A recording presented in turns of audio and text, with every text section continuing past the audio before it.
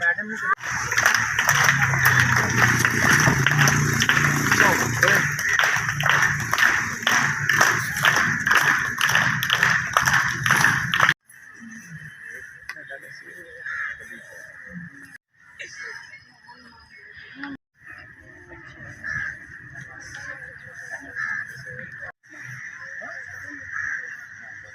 आपका क्या नाम है?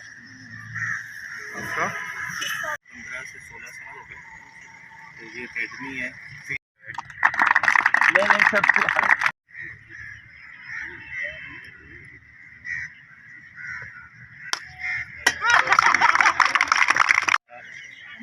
पॉकेट इजाजत बच्चे करो सर सही करो अच्छी वाली एक्सरसाइज वहां पे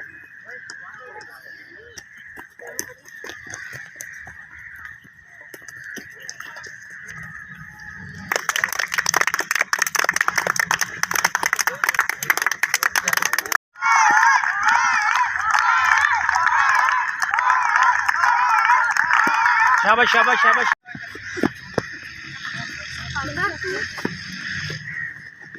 साइड से वापस आना साइड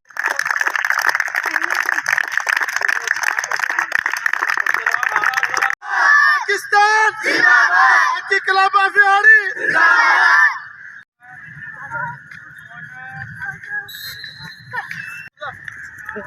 अब्दुल्ला मेरे यार देखो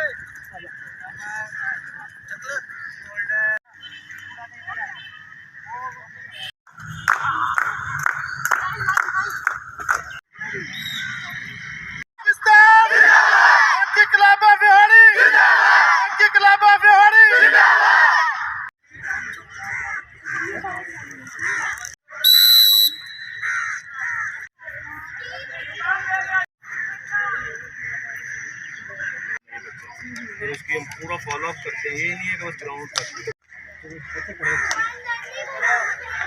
निकालते हैं किसी से बस हम बस घूमते हैं कि जो बच्चा हमें लगे।